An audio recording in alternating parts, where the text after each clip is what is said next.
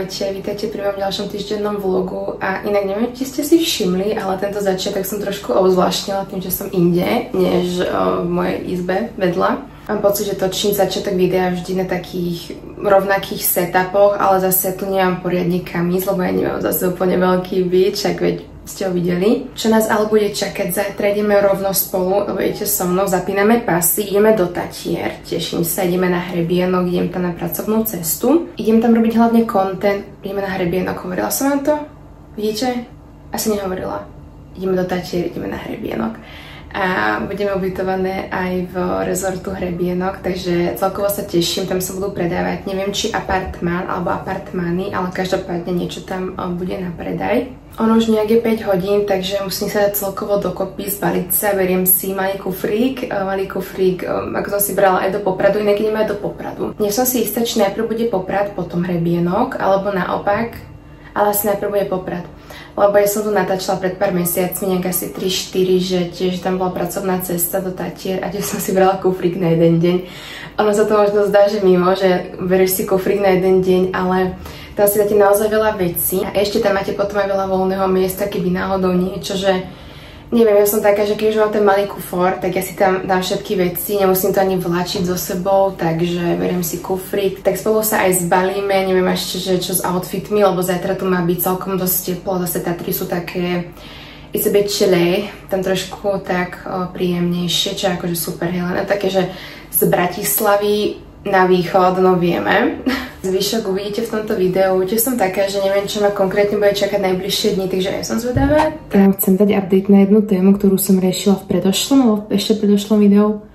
Už ani neviem, ale riešila som to, týkalo sa to vlastne témy holenia a hovorila som tam, aké tam aké tam mám reálne s tým problémy, že proste bohužiaľ mám veľmi citlivú pokožku a podľa môjho názoru naozaj si myslím, že jediná takáto moja, alebo jediné takéto moje vyslobodenie akoby z tohto celého, že výražky a tak ďalej, je epilácia, ale to vieme, že to nestojí malo peňazí, treba tam chodiť častejšie a tak ďalej, takže to teraz aktuálne nie je v takej mojej možnosti, ale do budúcna určite áno. A takto povedala som si, že kúpim si epilátor. Že ja to risknem, i mi už jednu bolesť nebola, ale akože vieme tak, že vydržala by som to, že hovorím si, že vydrží to veľa žien, vydržím to aj ja, že akože kľud, že mám aj tetovania, že aj to proste bolo, že mám uši prepichnuté, že ja ti nebudem iná, tak ja že som si to kúpila. Kúpila som si Roventu takú bielo-oranžovú na odporúčanie mojej kamarátky, ona mi to pred pár mesiacmi, inak pardon, na tom detskej rýsku normálne, i neviem, či to je počuť, lenže mám pocit, že to veľmi počuť, takže pardon za to. Tak ona mi to ukazovala pred pár mesiacmi, ale vtedy som nebola ešte odhodlaná si to kúpiť, tak vtedy som to nejak ešte neriešila až tak. Až teraz, keď už som bola fakt taká, že ja teda neviem, čo mám robiť, že fakt ja nemôžem už takto žiť, fakt nie je to sranda, trápim sa s tým roky, dievčatá holenie, kto to máte takto, tak viete, o čom hovorím. Tak je, že kúpila som si to. Kde mám začať? Boli to veľmi. Naozaj fakt to boli veľmi na začiatok, však vám to zoberie ten chlop úplne až z korienku, fakt naozaj je to bolesť, že keď máte tých chlopov veľa, tak proste je to, neviem či ako tu mať, ale tak hovorím tu, sú normálne veci, dobre kľud, koho to vadilo, pardon, ale tak sme tu asi prevažne dievčatá, tak sa tu bavíme tak viac menej hlavne týchto vecí, tak snažím sa trochu viac otvorene, samozrejme, už to obkecávam. Vyjadrujem sa na tému, o ktorej je mi komfortné hovoriť, hej, samozrejme sú témy, o ktorých sa vyjadrovať nebudem, lebo nie sú komfortné, chápeme sa, dobre?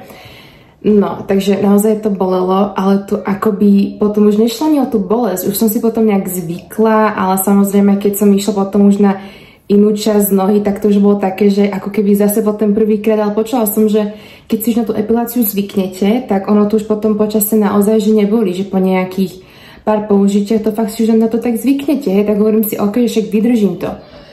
O čo ale mne išlo, ja neklamem, ja akoby dolnú časť nohy, mám dve nohy, tak obidve mi to trvalo asi nejak 4 hodiny to vyepilovať. Jedna aj druhá noha, polka akoby tej dolnej nohy, alebo jak tam povedať, tak mi to trvalo nejak 4 hodiny to urobiť. Akože 4 hodiny Sama som tomu neverila, že tak dlho to bude trvať a tu ani, ja neviem, to ani nešlo. Dobre, išlo o tú bolesť, že áno, ma to bolelo, tak to išlo tým pádom pomalšie, ale je to akoby tie chlopky ani všetky nevedelo zobrať. A ja vieme, že keď si chceme tie nohy epilovať, tak musíme mať akoby nejakú tú dĺžku chlopkov a ja už som celkom aj mala, hej. Nebolo to také, že nejak málo, bolo to tak, že stred, hej, taký, že normál, jak tam povedať. Ale z čoho som bola ja prekvapená je to, že mne to nevyepilovalo naozaj, že všetko. A teraz keď ja som si potom už oholila, prejdem aj k tomu, ale fakt to nebolo také, že som rátala, že mi to akoby tak všetko zoberie, že keď už tak už, ale naozaj mi to nezobralo všetko. Potom som skúsila aj ďalší deň, tiež mi to nezobralo všetko, tak si hovorím, že tak kde je problém. A už mi to fakt celé vadilo, nervy som mala, hovorím si, že tak teda, to, že mi to jedno, tak som si na druhý deň to oholila, akože so žiletkou, no. Tak ja neviem, či ja som urobila niečo zle, že či to je normálne, akože pýtal som sa aj ChatGPT a tak, ale fakt si hovorím, že ja neviem, či som mohla akoby ešte dlhšie počkať, ale už som nechcela čakať, fakt už mi to bolo fakt, že nepríjemné, tak som to tak trošku vzdala, no. Takže uvidím ešte, ako cez jeseň a zimu, vtedy je to akoby safer, je to taká lepšia zóna, než takto v lete, kedy človek chce nosiť aj nejaké kratšie veci a tak, no však chápeme, babi. Nejak takto som dala dokopy outfity, tento by som si dala zajtra. Mám takto šlapky, ja viem, že idem do Tatier, ale zase má byť teplo, tak neviem, rozmýšľam, či k tomu ešte nejaké tenisky zbaliť, no nevadí.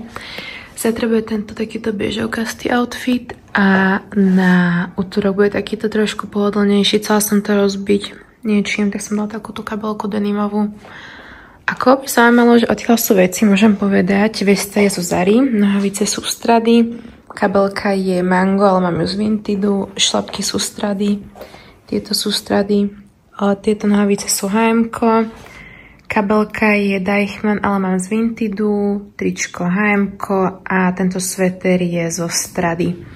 A čiže rozmýšľam, že či ešte k tomu nejaký sveter alebo čo, ale má byť fakt teplo, zajtra nejakých 32, to taktiež nejakých 27-25, tak podľa mňa asi svetrik bude stačiť a zase na túru nepôjdeme. Iba že by, ale nie. Takže toto bude outfit a už idem si to zbaliť do kufra. Ja už som dobalená, mám tu takto základné veci, zobrala som si ešte jedno tričko a tam v tom dolnom mám ešte tenisky, žehličku, síce väčšiu, lebo malú mám u rodičov, tak zobrala som si túto veľkú. Čo tam ešte mám? Moment. Áno, mám tam ešte šlapky, tenisky, pre istotu, keby náhodou bolo zimšie a tu mám tie veci, ktoré som ukazovala. Mám to aj plavky, lebo by tam mal byť nejaký wellness, ale neviem, či nakoniec pôjdem, ale tak pre istotu. Úterák, keby náhodou nebol, kozmetika a ráno si zabalím ešte make-up. Beriem si tu aj statív a toto sa mi nabíja technika. Keď sa mi nabije toto, tak si dobijem gimbal. Ešte pred everything shower, tak sa tomu hovorí na TikToku, že sa dáte ako celý dokopy. Tak ešte predtým idem urobiť prácu, ktorú som nestihla minulý týždeň, po 7, takže rátam, že o nejakej 7 by som už mohla ísť na to. A tým pádom... Aha, máš krabe. Ale čo chcem povedať, tým pádom... Neviem, či to bolo počúvať, som to povedala. No dobre, no, tak verím, že všetko stihnem, ale tak ja si myslím, že hej, že to stihnem v takom dobrom čase a tým pádom mám všetko prichystané. Potom pôjdem spať, ale čo chcem urobiť, chcem si viac menej dať dokopy veci, čo budem robiť aj zajtra, pozajtra, nechcem byť zhoňa, nemám to rada. Ja celkovo nemám rada, keď nemám štruktúru vo veciach a to celkovo, že vo veciach v celom živote, keď nemám štruktúru, tak mi nie je dobré. Dobré ránko, toto je samotný deň, kedy už idem do Tatier. Najprv som išla za kolegynkou, vlastne od ktorej sme vyrážali do Tatier. Naša prvá taká výletná zastávka bola na Donovalo, kde sme si dali výborný obed v Kolíba Korál, sa tuším volala tá reštaurácia. Po Donovalu sme išli do Popradu a nakoniec na Hrebienok. Tu už môžete vidieť výsledok homestagingu apartmanu na predaj.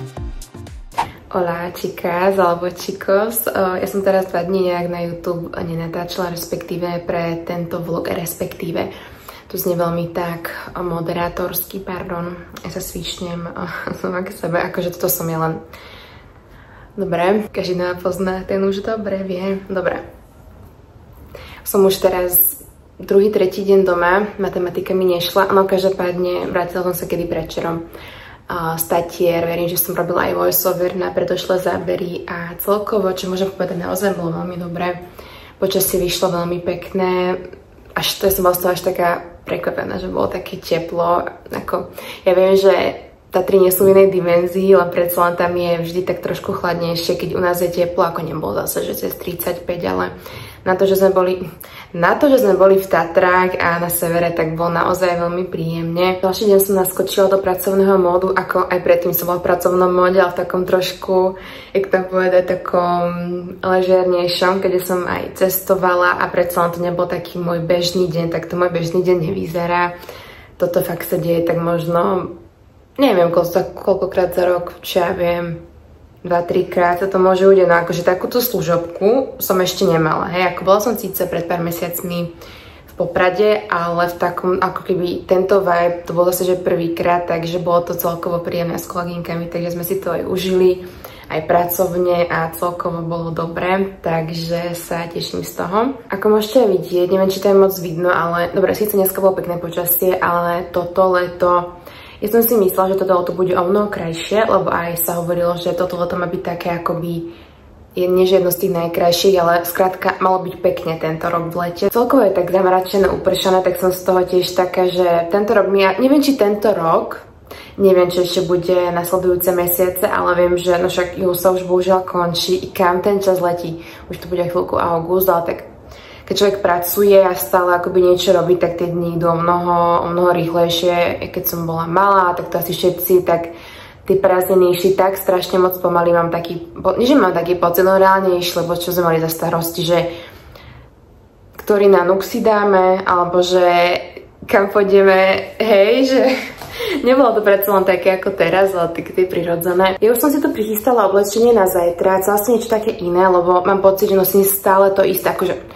nenosím, ale mám taký pocit, že je to akoby také, že ma to nudí, ale potrebujem také nejaké obzvláštenie v tých outfitoch, že potrebujem aj niečo trošku inšie vymyslieť, že akoby, áno, taký ten basic outfit. No pozor, atención, toto bude veľké odviazanie sa, no rozmýšľam, že buď si dám toto tielko s týmito nohavicami a toto je šatka a že tú šatku si dám cez pás, alebo kašlem na toto a pôjdem.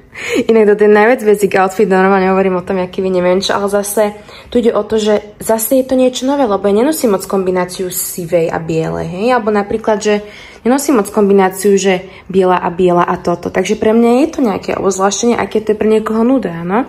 No rozmýšľam, že asi toto dám na potom a že dám si toto k tomu a toto a ja vám potom ukážem zajtra outfit a dala by som si k tomu, rozmýšľam, že asi nejakú takúto plátenú hnedú kabelku a topánky. To ešte uvidím, či bude hnedé alebo béžové. A k tomuto by som chcela mať taký look, že si teraz umiem vlasy, natočím si ich a budú zajtra také jemne vlnité a také to bude celkovo také uvoľnené. Viete, čo myslím? No, už to mám tak v hlave a verím, že mi to vyjde. Tak toto je môj odviazaný outfit, nech sa páči. Neskôr som si išla zacvičiť pilates a milujem cvičiť podľa Pilates Body Raven, je úplne úžasná. To vám chcem ukázať, čo používam na vlasy. Používam klasický šampón z Lidla a ešte mi ostal tento kondicionér od Joico, ale inak som používala kondicionér aj šampón od Joico, len sa mi to nechcelo objednať, takže it's not that deep. Celkom som si obľúbila tieto overnight curls a fakt to robí veľmi pekné vlnky, ako môžete vidieť, ale tuto som ich mala celkom také jemnejšie. Aj keď to nie je vidno, ale tie vlnky neboli až také trvácne, ako väčšinou sú a to bolo kvôli tomu, že ja som si vlastne vyfenovala tak na 80% do sucha a u týchto vlniek treba, aby tie vlasy boli podľa mňa aspoň na takých 95% suché, že fakt nemôžu byť ani jemne mokré. Tieto zábery sú potom z víkendu, kde som hlavne upratovala, prala a oddychovala. Ahojte svetielka, prajem krásny upršaný deň. No čo už, júl a takéto počasie každopádne nevadí. Dnes som už celkom z toho stihla spraviť, ako ste mohli aj vidieť a dnes bude taký pohodový, kľudný domáci deň. Nemám na pláne nejak veľa vecí, ale sú také veci, ktoré trvajú nejakú tú dobu. To z pračky ide teraz, hej, takáže do umývadla. Chcem si nejaké veci zorganizovať, upratať si chcem a takisto si o chvíľku navarím aj obed a spolu si upečieme Spolu si urobíme nepečenú tortu, som chcela povedať, s mandarinkami. Trošku na iný spôsob teraz urobím, takže vám to ukážem na aký.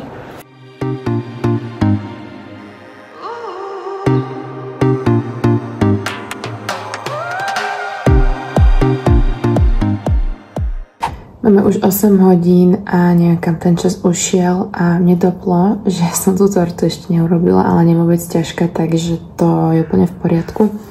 No idem takú jednu nepečenú tortu spraviť, tak poznáme veľa takých receptov, alebo respektíve smotanová torta, však to je taký klasický recept, takže ale dá sa urobiť aj na tiramisu spôsob a takéto veci.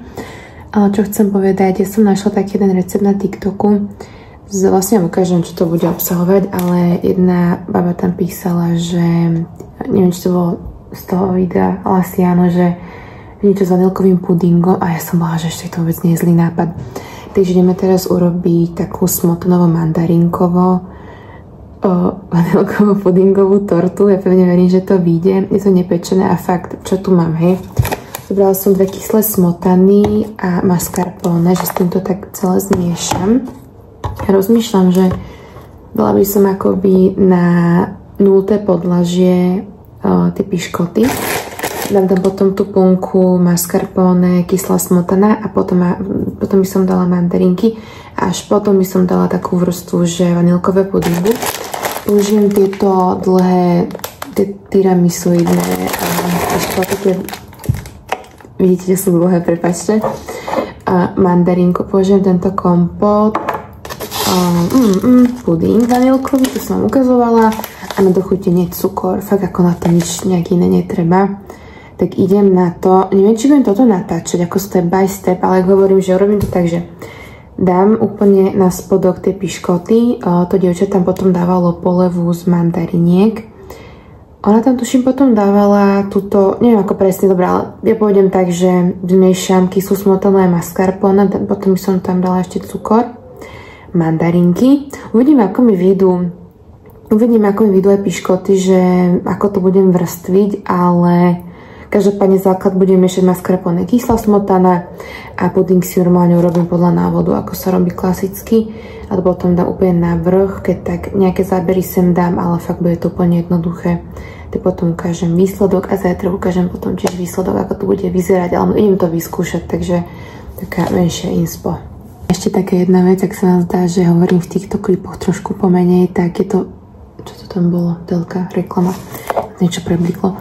Ak sa vám zdá, že hovorím trošku menej, alebo tak je to kvôli niečomu, je to kvôli tomu, že mám plnú pamäť v telefóne a páruje sa mi stále iCloud, akože syncing, hej, akože nie, že syncing, ale že SYNC, hej, to mi nerozumie po anglicky, ale akože sa mi to stále páruje, hej, že telefón na iCloud, takže stále mám skoro 200 giga teraz fotiek a videí, tak trápim sa, ale na druhú stranu je to moja chyba, lebo ja si strašne veľa vecí nechávam v telefóne uloženého ako z fotiek zbytočnosti veľakrát, takže veľa vecí som si už premazala, lebo mi to strašne zaplňa pamäť, a úplne zbytočne, ako hovorím.